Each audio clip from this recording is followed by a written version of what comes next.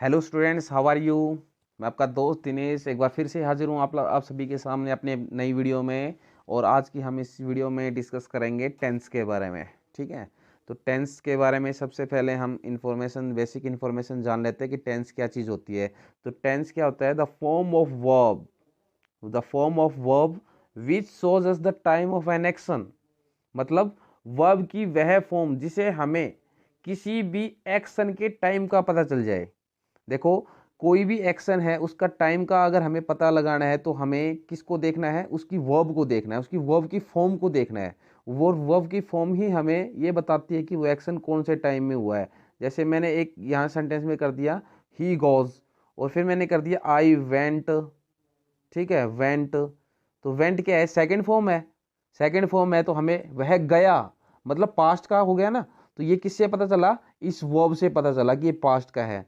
यहाँ पे goes singular verb है, फर्स्ट फॉर्म के साथ एस एस का यूज हुआ है, तो ये वह जाता है, मतलब प्रेजेंट। और इन दोनों में किससे पता चल रहा है? इन्हीं वर्ब की फॉर्म से पता चल रहा है कि ये टाइम, मतलब ये एक्शन है, ये कौन से टाइम में हुआ है। ठीक है, तो सिंपल सी डेफिनेशन क्या रहेगी कि वर्ब की फॉर्म से, ठीक है ना, वर्ब की वह फॉर्म जो हमें किसी भी एक्शन के टाइम के बारे में बता दे। ठीक है, और टेंस कितने टाइप के होते हैं? तीन, प्रेजेंट, पास्ट एंड फ्यूचर। अब इनके पार्ट है। प्रेजेंट का क्या रहेगा? प्रेजेंट इंडेफिनेट, प्रेजेंट कंटिन्यूअस जिसको हम प्रोग्रेसिव भी बोलते हैं, present perfect, past perfect continuous. ठीक है, present perfect continuous. Same it is past के रहेंगे, past indefinite, past continuous, past perfect continuous. Same it is future के रहेंगे। ठीक है, तो आज हम अपनी इस वीडियो में डिस्कस करेंगे प्रेजेंट के इनडेफिनेट टेंस के बारे में। प्रेजेंट का कौन सा पार्ट करेंगे? Indefinite tense. तो इनडेफिनेट जैसे नाम से ही क्लियर हो रहा है कि इनडेफिनेट जब हमें किसी हैपनिंग का पता ना हो कि वो चल रही है या फिर पूरी हो चुकी है, जहाँ पे हम डेफिनेट ना हो उस एक्शन को लेके, तो वो इनडेफिनेट का पार्ट होता है। ठीक है, तो सबसे पहले हम जानते हैं स्ट्रक्चर के बारे में। प्रेजेंट इंडेफिनेट टेंस की स्ट्रक्चर क्या होती है? अब इसमें चार तरीके के आपको सेंटेंस मिलेंगे। सिंपल मिलेगा, नेगेटिव मिलेगा, इंटरोगेटिव मिलेगा, इंटरोगेटिव नेगेटिव या नेगेटिव कॉम्बिनेशन। ठीक है, सिंपल सेंटेंस कौन से होते हैं? जिसमें न तो नोट का यूज हो रहा हो और न ही कोई क्वेश्चन किया गया हो। ठीक है, वो सिंपल सेंटेंस होते हैं। तो सिंपल सेंटेंस की स्ट्रक्चर को जान लेते हैं क्या होती है। सिंपल सेंटेंस में सबसे पहले आपको मिलेगा सब्जेक्ट, फिर आपको मिलेगी या तो वर्ब की फर्स्ट टर्म या वर्ब की फर्स्ट टर्म के साथ एस ई एस या आई ई एस, और फिर मिलेगा आपको ऑब्जेक्ट। ठीक है, अब बात करते हैं, देखो इसमें ऑप्शनल चीज़ क्या दे रखी है, या तो वर्ब की फर्स्ट टर्म यूज करो या वर्ब की फर्स्ट टर्म के साथ एस ई एस यूज करो, ये दे रखा है ना। तो वर्ब की फर्स्ट टर्म कहाँ लगेगी और वर्ब की फर्स्ट टर्म के साथ एस ई एस कहाँ लगेगा? चलो जानते हैं। देखो सिंपल सा रूल है, जिस भी सेंटेंस का सब्जेक्ट क्या दे रखा हो, ही, सी, इट, नेम और सिंगुलर नाउन है, तो वहाँ पे हम किसका यूज़ करेंगे? वर्ब की फर्स्ट टर्म के साथ एस ई एस का। ठीक है, और जहाँ पे सब्जेक्ट आई, वी, यू, दे और प्लूरल नाउन है, वहाँ पे किसका यूज़ करेंगे? वर्ब की फर्स्ट टर्म अकेली। फॉर एग्जाम्पल देखिए, जैसे मैंने ये कर दिया ही, ठीक है, और यहाँ पे मैंने कर दिया गॉज।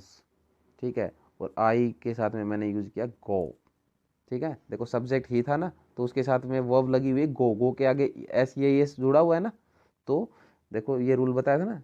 देखो ही आया हुआ है, तो ही आया हुआ है तो सीधी सी बात है, जो भी वर्ब लगेगी उसके आगे एस ई एस और आई एस ऐड होगा। ठीक है, और सब्जेक्ट आई था तो उसमें कुछ ऐड करने की जरूरत नहीं है, जैसी वर्ब दे रखी है फर्स्ट होम की फर्स्ट होम रहेगी, गो का गो रह जाएगा। ठीक है, अब बात करते हैं कि इसमें गो के आगे ई एस ही क्यों जुड़ा है, गो के आगे एस क्यों नहीं लगा?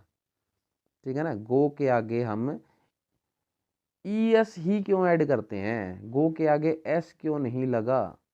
ठीक है, तो ये हमें बात कहाँ से पता चलेगी? नेक्स्ट रूल से।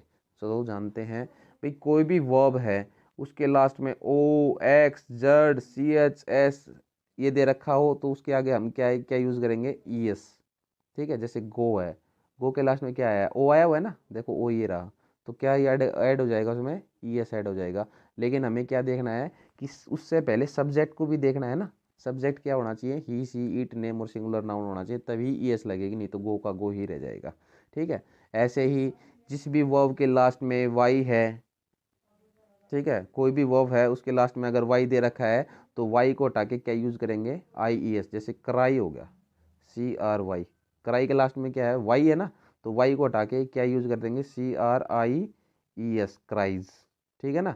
लेकिन यहाँ पे एक छोटी सी चीज़ और ध्यान रखनी है, वाई से जस्ट पहले, वाई से जस्ट पहले यहाँ पे आर आया हुआ है ना, मतलब वाई से जस्ट पहले क्या नहीं होना चाहिए, AEIOU, ये इनमें से नहीं होना चाहिए, वावल नहीं होनी चाहिए। अगर वावल है तो वाई नहीं हटेगा, वाई के साथ में सिर्फ एस लग जाएगा, जैसे जॉय हो गया, JOY, तो वाई से जस्ट पहले ओ है ना, AEIOU में से, तो यहाँ पे सिर्फ एस लग जाएगा, ठीक है। तो ऐसे आपको यूज़ करने हैं।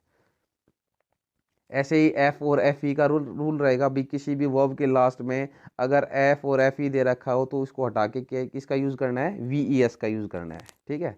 ये बिल्कुल वही चीज़ है जो हम नाउन में सीखते थे। नाउन में क्या होता था, अगर नाउन के लास्ट में अगर SEIS जुड़ जाते हैं तो नाउन क्या हो जाती है, प्लूरल हो जाती है, ठीक है। लेकिन अगर वर्ब के लास्ट में जुड़ते हैं तो वर्ब क्या हो जाती है, सिंगुलर हो जाती है, ठीक है। अब बिल्कुल अपोजिट है। तो जिस भी वर्ब के लास्ट में SESIS जुड़ा हो उसको हम कौन सी वर्ब बोलेंगे, सिंगुलर वर्ब। और सिंगुलर वर्ब हमेशा किसके साथ में आती है, सिंगुलर सब्जेक्ट के साथ में। देखो ये सिंगुलर सब्जेक्ट है तो इनके साथ में सिंगुलर वर्ब ही आएगी, ठीक है। सेंटेंस अगर नेगेटिव है तो उसकी स्ट्रक्चर क्या रहेगी, सब्जेक्ट हो जाएगा, फिर हेल्पिंग वर्ब यूज़ करेंगे, ठीक है। देखो सिंपल में हमने हेल्पिंग वर्ब यूज़ नहीं की ना, हेल्पिंग वर्ब यूज़ होती है इंटरोगेटिव में और नेगेटिव सेंटेंस में, ठीक है। जब सेंटेंस इंटरोगेटिव और नेगेटिव हो और प्रेजेंट इंडेफिनिट के हों तो उसमें हेल्पिंग वर्ब लगेगी डू या डज, ठीक है। फिर नोट रह जाएगा, फिर वर्ब की फर्स्ट फॉर्म रह जाएगी, फिर रहेगा ऑब्जेक्ट, ठीक है। अब डू और डज का यूज़ कहाँ होगा, ये जानते हैं। अगर subject he see it name और सिंगुलर नाउन में से है तो किसका यूज़ हो जाएगा, डज का। अगर subject I we you they plural noun है तो क्या लग जाएगा, डू लग जाएगा, ठीक है। जैसे मैं ये कहता हूँ आई डैश नॉट गो, ठीक है। तो यहाँ पे नोट आया हुआ है ना, मतलब सेंटेंस नेगेटिव है, सीधी सी बात है, तो आई के साथ में क्या लगेगा, डू, डू नॉट गो, ठीक है। अगर मैं आई की जगह यहाँ पे सब्जेक्ट ही कर देता हूँ तो ही में आप किसका यूज़ करोगे, डज का, ठीक है। डज नॉट गो, जैसे ही डज नॉट गो, ठीक है, ही के साथ में डज का यूज़ हुआ है। और डज का यूज़ इसलिए हुआ है क्योंकि सेंटेंस नेगेटिव है, नोट का यूज़ हो रहा है। Same it is interrogative sentence की स्ट्रक्चर रहेगी, ठीक है। इंटरोगेटिव में क्या रहेगा, सेंटेंस की स्टार्टिंग हेल्पिंग वर्ब से रहेगी, फिर सब्जेक्ट से, फिर सब्जेक्ट हो जाएगा, फिर वर्ब की फर्स्ट फॉर्म हो जाएगी, फिर ऑब्जेक्ट, फिर साइन ऑफ इंटरोगेशन, ठीक है। ये स्ट्रक्चर कौन से इंटरोगेटिव की है, जब हमें आंसर यस और नो में आंसर देना है। जैसे मैंने कहा था डू यू नो मी, तो आप बोलोगे या तो यस बोलोगे या नो बोलोगे, यस और नो में आंसर दोगे ना। अगर आंसर हमें यस और नो में न लेके पूरा एक्सप्लेन के साथ में आंसर चाहिए तो उससे पहले एक छोटी सी चीज़ और ऐड कर देनी है, WH फैमिली और ऐड हो जाएगी। इसका मतलब आंसर हमें यस और नो में न देके पूरा एक्सप्लेन करके साथ देना है। जैसे मैंने कहा why do you know me, why do you know me, तो वाई लगा दिया ना, तो आप मेरे को क्यों जानते हो, तो इसमें आप यस और नो का आंसर नहीं दे सकते, यस और नो में, ठीक है ना। तो ये रहेगा। तो चलिए मूव करते हैं प्रेजेंट इंडेफिनेट टेंस के रूल्स की तरफ, कहाँ कहाँ प्रेजेंट इंडेफिनेट टेंस का यूज़ किया जाता है। तो आइए शुरू करते हैं प्रेजेंट इंडेफिनेट टेंस का पहला रूल। तो प्रेजेंट इंडेफिनेट टेंस किन सेंटेंस में यूज़ किया जाता है, जहाँ पे हैबिचुअल एक्शन को दिखाया जाता है। हैबिचुअल एक्शन मतलब आदत आदत वाले जो काम होते हैं ना, जिनमें हैबिट होती है, प्रेजेंट की हैबिट होनी चाहिए। आज किसी भी इंसान के अंदर जो हैबिट है, या फिर आप इनको रूटीन एक्शन भी बोल सकते हो, ठीक है। तो इन सभी के साथ में प्रेजेंट इंडेफिनेट टेंस का यूज़ किया जाता है। फॉर एग्जांपल देखिए इसके अंदर, इसमें बता रखा Mohan gets up early in the morning, Mohan सुबह जल्दी उठता है। Then he goes for a walk, तब वो वॉक के लिए जाता है। तो दो सेंटेंस इसमें दे रखे हैं कि Mohan gets up early in the morning, सुबह जल्दी उठता है, ये उसका रूटीन एक्शन है, ठीक है। मोहन सिंगुलर सब्जेक्ट है तो वर्ब की फर्स्ट फॉर्म के साथ एस गेट्स लगा हुआ है। Then he goes for a walk, तो वो वॉक के लिए भी जाता है, ये भी उसकी आदत है, तो सब्जेक्ट ही था, तो वर्ब की फर्स्ट फॉर्म के साथ में एस का यूज किया गया है इसमें।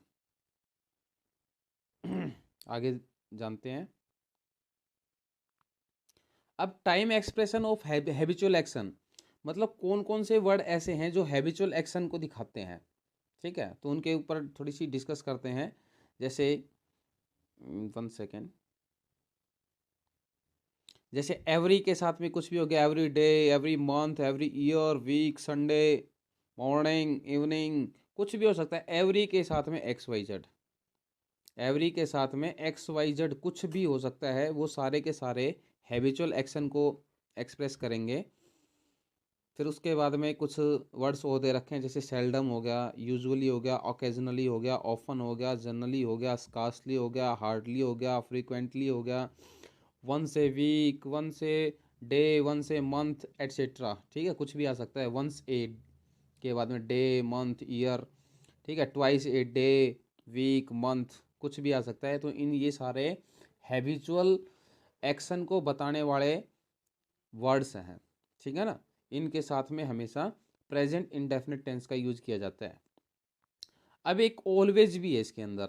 ठीक है, जो हैबिचुअल एक्शन को बताने वाला वर्ड है ऑलवेज। बट ऑलवेज के अंदर थोड़ा सा डीप अब मैं आपको बताना चाहूँगा। ठीक है, ऑलवेज हमेशा ही प्रेजेंट इंडेफिनिट टेंस का नहीं रहता है, तो उसमें कुछ एक्स्ट्रा बातें जानने की है। तो आइए जानते हैं कि ऑलवेज में कब हमें प्रेजेंट इंडेफिनिट टेंस का यूज़ करना है। जब ऑलवेज से ऑलवेज हो किसी सेंटेंस में और वो हैबिट ही बताए, तो हम प्रेजेंट इंडेफिनिट टेंस का यूज़ करेंगे। अगर वहाँ पे इरिटेशन की कोई फीलिंग आ रही है, ऑलवेज से स्टार्ट हो रहा है सेंटेंस, सॉरी उस सेंटेंस के अंदर ऑलवेज आपको मिलेगा, ये हैबिचुअल टाइम एक्सप्रेशन वर्ड है, बट वहाँ पे हैबिट ना बता के एक इरिटेशन की फीलिंग वहाँ पे आपको फील होगी, तो वहाँ पे आप प्रेजेंट कंटिन्यूस टेंस का यूज़ करोगे, ना कि प्रेजेंट इंडेफिनिट टेंस का। तो आइए एग्जांपल के थ्रू उसको समझते हैं। जैसे मैंने कह दिया she is always speaking the truth, वह हमेशा सत्य बोल रही है। तो ये तो एक आदत है ना। ठीक है, यहाँ पे इरिटेशन वाली कोई भाव है ही नहीं, तो ये एरर है सेंटेंस के अंदर, इज ऑलवेज। ठीक है, तो इसका सही क्या रहेगा, she always speaks the truth. ठीक है, ये एक हैबिट है। His he always complains about his brother, वो हमेशा अपने भाई के बारे में कंप्लेंट करता रहता है। यहाँ पे देखो एक इरिटेशन सी ना, इरिटेशन सी हमें फील हो रही है, जैसे जब भी उससे मिलो वो अपना हमेशा ही अपने भाई के बारे में कंप्लेंट करता है, तो ये एक इरिटेशन वाला है। तो यहाँ पे प्रेजेंट इंडेफिनिट टेंस का यूज़ ना करके प्रेजेंट कंटिन्यूस टेंस का यूज़ करेंगे। नेक्स्ट सेंटेंस में चलते हैं। तो मोस्ट इंपॉर्टेंट रूल था ये। ठीक है, यहाँ पे 99% स्टूडेंट्स मिस्टेक करते हैं एरर ढूंढने में। ऑलवेज का यूज़ हो रहा है दोनों सेंटेंस में, लेकिन हमें प्रेजेंट इंडेफिनिट टेंस का यूज़ कौन से वाले में करना है, जहाँ पे हैबिट बताई गई हो, जहाँ पे इरिटेशन की फीलिंग आ रही है, वहाँ पे हम प्रेजेंट इंडेफिनिट टेंस का यूज़ नहीं करके प्रेजेंट कॉन्टिन्यूस टेंस का यूज़ करेंगे। ठीक है, चलिए नेक्स्ट रूल की तरफ बढ़ते हैं। नेक्स्ट, जहाँ पे यूनिवर्सल ट्रूथ या फैक्ट, कोई भी यूनिवर्सल ट्रूथ है, कोई भी यूनिवर्सल फैक्ट है, कोई भी साइंटिफिक फैक्ट है, तो वहाँ पे हम किसका यूज़ करेंगे, प्रेजेंट इंडेफिनिट टेंस का यूज़। ठीक है, जैसे the sun rises in the east, सूर्य पूर्व दिशा से उगता है, ये क्या है, ये यूनिवर्सल ट्रूथ है। द सन सिंगुलर सब्जेक्ट हो गया, तो राइजेज। ठीक है, राइज के साथ में एस लगा हुआ है, राइजेज। ठीक है, सेकंड देखिए, the earth moves around the sun, पृथ्वी है सूर्य के चारों ओर घूम रही है, सीधी सी बात है। तो ये भी एक यूनिवर्सल ट्रूथ है। तो यहाँ पे द अर्थ सिंगुलर सब्जेक्ट हो गया, तो उसके साथ में वर्ब की फर्स्ट फॉर्म के साथ एस ई एस लगा हुआ है। ठीक है, water boils at 100 degree Celsius, ये एक क्या है, साइंटिफिक फैक्ट है। तो वाटर एक क्या है, एक सिंगुलर नाउन है। ठीक है, क्योंकि इसको प्लूरल में हम नहीं गिन सकते पानी को। ठीक है, तो अनकाउंटेबल जो भी नाउन होती हैं वो सारी सिंगुलर में आती है, जिनको हम सिंगुलर से प्लूरल में चेंज नहीं कर सकते हैं। तो वाटर के साथ में बॉयल्स लगा हुआ है एस ई आई एस में से। ठीक है, ये भी एक क्या है, ये एक साइंटिफिक फैक्ट है। चलिए अब आपकी बारी है, आपको एरर ढूंढने हैं। आप वीडियो को पॉज कर सकते हैं, स्क्रीनशॉट ले सकते हैं। ठीक है, आइए हम स्टार्टिंग करते हैं। इन एंशियंट टाइम, प्राचीन समय में, पीपल बिलीव्ड, लोग विश्वास करते थे, that the sun moves around the sun, कि सूर्य धरती के चारों ओर चक्कर लगा रहा है। क्या ये यूनिवर्सल ट्रूथ है? नहीं। यूनिवर्सल ट्रूथ क्या आती, अर्थ मूव करती है। ठीक है, किसके चारों ओर, सन के चारों ओर। ठीक है ना, न कि सन मूव कर रहा है। तो ये एक यूनिवर्सल ट्रूथ नहीं है ना। तो यहाँ पे एरर कहाँ पे है, यहाँ पे मूव्स नहीं आएगा, मूव्स की जगह क्या आएगा, मूव्ड। ठीक है, मूव्ड, क्योंकि ये एक यूनिवर्सल ट्रूथ नहीं है। सेकंड देखिए, इंडिया गॉट फ्रीडम इन 1947, भारत को आज़ादी मिली थी 1947 में।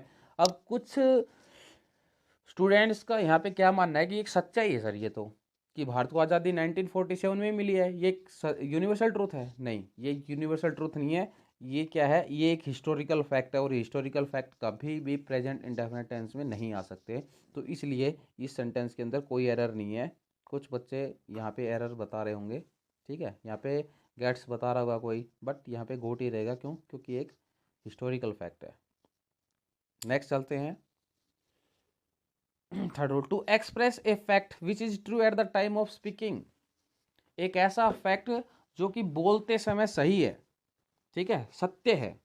भाई अभी मैंने आपको बात की ना कि यूनिवर्सल ट्रूथ के साथ में आप प्रेजेंट इंडेफिनिट टेंस का यूज़ करोगे, तो आप साथ में ये बात भी जान लीजिएगा कि कोई ज़रूरी नहीं है, अगर आप बोल रहे हैं उस समय कोई चीज़ अगर रियल है, सत्य है, तो वो भी एक प्रेजेंट इंडेफिनिट टेंस का पार्ट होगी। जैसे हेमा मालिनी लिव्स इन मुंबई, हेमा मालिनी मुंबई में रहती है, ठीक है, जब ये बात बोली जा रही है तो रियल है, वो मुंबई में ही रह रही है, तो ये एक क्या आ जाएगा, प्रेजेंट इंडेफिनिट टेंस का पार्ट होगा। हेमा मालिनी एक सिंगुलर सब्जेक्ट है, किसी का नाम है, तो लिव्स, ठीक है। The express train does not stop at the station, express जो ट्रेन है वो स्टेशन पे नहीं रुकती है, तो ये क्या है, ये भी एक यूनिवर्सल ट्रूथ ना, okay. Eight the time of speaking truth है ये, ठीक है ना। तो भाई सही है, जब बोल रहा है तो ये ट्रेन रुक ही नहीं रही होगी, ठीक है ना। तो डज नॉट स्टॉप, ये सेंटेंस नेगेटिव है, प्रेजेंट इंडेफिनिट का नेगेटिव है, इसलिए the express train singular noun है, तो सिंगुलर नाउन के साथ हमेशा डज का यूज होता है, फिर नॉट और फिर स्टॉप का स्टॉप फर्स्ट की फर्स्ट फॉर्म, ठीक है। चलिए नेक्स्ट सेंटेंस की तरफ बढ़ते हैं। To express the past event in most vivid way, मतलब कहने का मतलब पास्ट की कोई भी इवेंट जिसको आप एक नाटक के रूप में एक्सप्रेस कर रहे हो, ठीक है ना, ऐसा लग रहा हो जैसे आप उसको रियल रियल करके बता रहे हैं, ठीक है ना, सजीव करके आप उसको बता रहे हैं, और ऐसे सेंटेंस को हम क्या बोलते हैं, हिस्टोरिकल प्रेजेंट बोलते हैं। तो इस सेंटेंस में एक बार एग्जांपल की तरफ मैं बढ़ता हूँ, फिर मैं आपको बताता हूँ कि किस प्रकार से होता है। जैसे फॉर एग्जांपल में देखिए, Hemu and Akbar face each other, Hemu और अकबर एक दूसरे का सामना करते हैं ऑन द बैटल फील्ड, युद्ध के मैदान में। Akbar shoots an arrow, Akbar एक तीर चलाता है। Hemu falls off his elephant, Hemu अपने हाथी से गिर जाता है। देखो ये आपको ऐसा लग रहा है जैसे मैं आपको इसको लाइव करके बता रहा हूँ, ठीक है ना, एक सजीव रूप में बता रहा हूँ। तो नहीं तो इसको मैं कैसे बता सकता था, हेमू एंड अकबर फेस्ट, हेमू और अकबर ने एक दूसरे का सामना किया था युद्ध में, हेमू ने अकबर ने हेमू की तरफ तीर चलाई थी, और हेमू अपने हाथी से नीचे गिर गया था।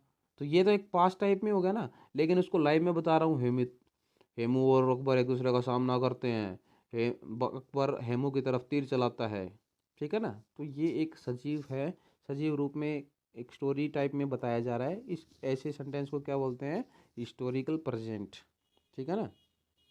देखो ऊपर मैंने बता रखा है यहाँ पे, ठीक है ना। तो इस टाइप के जो सेंटेंस होते हैं, बाकी एग्ज़ाम में तो बहुत कम ही आते हैं ये, लेकिन कंपटीशन लेवल पे ऐसी चीज़ें होती हैं, या फिर स्पोकन इंग्लिश में बहुत काम आते हैं, ठीक है ना। एक क्रिकेट कमेंट्री वगैरह होती है, ठीक है ना, कोई भी कमेंट्री अगर आप देख रहे हो, आंखों देखा हाल, अगर आप किसी के सामने एक्सप्रेस कर रहे हो, तो उसको आप कौन से टेंस में करोगे, प्रेजेंट इंडेफिनिट टेंस में, ठीक है ना। क्रिकेट कमेंट्री देखना लगभग प्रेजेंट इंडेफिनिट टेंस में मिलेगी आपको। ये मैंने आपको बता दिया था टाइम एक्सप्रेसिंग एडवर्ब्स, ठीक है ना। अभी मैंने पीछे बताया था, उसमें आपको सिर्फ किस चीज़ का ध्यान रखना है, ऑलवेज का, ठीक है ना। ऑलवेज हमेशा प्रेजेंट इंडेफिनिट टेंस का पार्ट नहीं होता। जब इरिटेशन की फीलिंग होती है तो वो प्रेजेंट कंटिन्यूस का पार्ट हो जाता है। नेक्स्ट देखिए, पजेशन, जहाँ पे अधिकार बताना हो, ठीक है ना, जब हम किसी चीज़ पे अपना अधिकार बता रहे होते हैं तो प्रेजेंट इंडेफिनिट टेंस का, जैसे यह पेन मेरा है, तो दिस पेन सिंगुलर सब्जेक्ट है, तो बिलोंग्स, ठीक है ना। ही ऑज ए बिग बिल्डिंग, वो एक बहुत बड़ी बिल्डिंग, मतलब बड़ी बिल्डिंग का मालिक है, ठीक है ना। तो यहाँ पे एक बिल्डिंग उसकी है, पेन पेन मेरा है, ठीक है ना। तो ये एक अधिकार का भाव यहाँ पे है, तो पोजीशन को व्यक्त करने के लिए भी हम प्रेजेंट इंडेफिनिट टेंस का यूज़ करते हैं, ठीक है ना। फिर आगे चलते हैं नेक्स्ट रूल की तरफ। मेंटल एक्टिविटी, एक होती है फिजिकल एक्टिविटी और एक होती है मेंटल एक्टिविटी, जो दिखाई ना देती हो, महसूस हो रही हो, ठीक है ना। फिजिकल एक्टिविटी, ठीक है, और एक मेंटल एक्टिविटी है। तो जितनी भी मेंटल एक्टिविटीज़ हैं वो सारी की सारी प्रेजेंट इंडेफिनिट टेंस में आएंगी। बस शर्तें क्या है कि वहाँ पे कोई पास्ट टाइम एक्सप्रेसिंग कोई वर्ड या सेंटेंस नहीं होना चाहिए। मैं आपको इसको थोड़ा सा एक्सप्लेन करके बताऊंगा। जैसे ही बिलीव्स इन गॉड, ठीक है, वह भगवान में विश्वास करता है। देखो ही सब्जेक्ट सिंगुलर है, ठीक है, तो बिलीव्स, बिलीव के आगे एस लगा हुआ है, बिलीव्स इन गॉड। अगर मैं ये कह दूं when he was a child, he was a child, जब वो एक बच्चा था तब वो भगवान में विश्वास करता था। अब ये पास्ट टाइम एक्सप्रेसिंग सेंटेंस है ना, ये पूरा ये बता रहा है कि ये प्रेजेंट की नहीं पास्ट की है। तो पास्ट के अंदर मेंटल एक्टिविटीज अगर हैं तो वो पास्ट इंडेफिनिट का पार्ट रहेंगे। अगर ऐसा कुछ नहीं जुड़ा हुआ है जैसा कि यहाँ पे दिया है तो आप उसको प्रेजेंट में रखोगे, नहीं तो अगर ये भी इसके साथ जुड़ा हुआ है तो ये बिलीव की जगह बिलीव्ड हो जाएगा। ठीक है, क्लियर। तो इन चीज़ों का थोड़ा सा ध्यान रखना है अभी, ठीक है। मैं अभी मेंटल एक्टिविटी के साथ में बताया था, तो मेंटल एक्टिविटी पास्ट इंडेफिनिट का भी पार्ट हो सकती है। कब? जब पास्ट टाइम एक्सप्रेसिंग कोई वर्ड, कोई ऐसा सेंटेंस जुड़ा हो तब, ठीक है। नेक्स्ट सेंटेंस पे चलते हैं, टू एक्सप्रेस, ठीक है ना, फ्यूचर फिक्स्ड प्रोग्राम, भविष्य के कोई भी प्रोग्राम फिक्स है, ठीक है ना। अब आप बात करोगे कि जब बात फ्यूचर की होगी तो वो प्रेजेंट इंडेफिनिट टेंस में कैसे आएगा, ऐसा ज़रूरी नहीं होती है। फ्यूचर का कोई भी हैपनिंग अगर वो फिक्स है, फिक्स होने का मतलब ये है कि 99% उसके चांस है होने के, 1% तो देखो कुछ भी हो सकता है, आजकल किसी का भरोसा नहीं है, ठीक है ना। तो 99 जहाँ पे डाउट ना हो किसी भी चीज़ के, ठीक है ना, तो वहाँ पे हम प्रेजेंट इंडेफिनिट टेंस का यूज़ करेंगे। जैसे the PM comes here tomorrow, ठीक है ना, यहाँ पे टुमेरो आया हुआ है तो आप ये कहोगे टुमेरो आया है तो सर ये तो फ्यूचर का हो गया, लेकिन नहीं, ये फिक्स है भाई। पीएम आ रहा है, कोई छोटी बात थोड़ी ना है, ठीक है ना, फिक्स है ये, यहाँ पे कोई डाउट थोड़ी ना है। The school reopens next month, next example देखिए, the school reopens next month, school अगले महीने खुलेंगे। अगर ऐसा बोल दिया जाए तो क्या बच्चे ऐसे फ़ोन करके ये पूछते हैं सर बता दो ना, मजाक कर रहे हो क्या? ये चीज़ें बड़े लेवल की होती हैं, यहाँ पे डाउट के चांस बहुत कम है, ठीक है ना भाई। 1% तो कुछ भी हो सकता है भाई, अगर कोई मिस हैपनिंग वगैरह हो जाए तो देखो अलग बात है, नहीं तो ये चांस, ये है एक्शन होने के चांस पूरे पूरे होते हैं, ये पहले से ही फिक्स हो जाते हैं, ठीक है ना। अब ये बात करते हैं कंडीशनल सेंटेंस की, ये मैं आपको करवाऊंगा जब फ्यूचर का इंडेफिनेट करवाऊंगा ना, तब बिल्कुल डिटेल के साथ में बताऊंगा इस सेंटेंस को, ठीक है। काफ़ी लंबा चला जाएगा ये, तो इसको है ना प्रेजेंट में बात नहीं करके इसको फ्यूचर इंडेफिनेट में ही बात करेंगे, दोनों क्लियर होंगे। बात वही है, इसमें फ्यूचर का भी क्लियर हो रहा है और प्रेजेंट का भी क्लियर हो रहा है, ठीक है।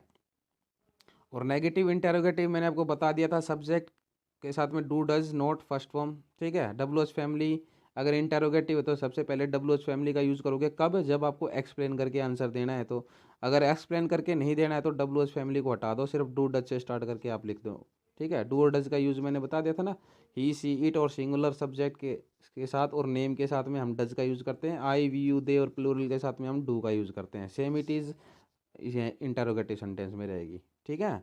जैसे he does not play cricket Delhi, देखो यहाँ पे दिल्ली आया हुआ है ना, लेकिन सेंटेंस में नोट का यूज हो रहा है, नेगेटिव है ना सेंटेंस, तो ही के साथ में सबसे पहले डज लगेगी हेल्पिंग वर्ब, फिर नॉट और फिर फर्स्ट फॉर्म वर्ब की फर्स्ट फॉर्म, ठीक है ना।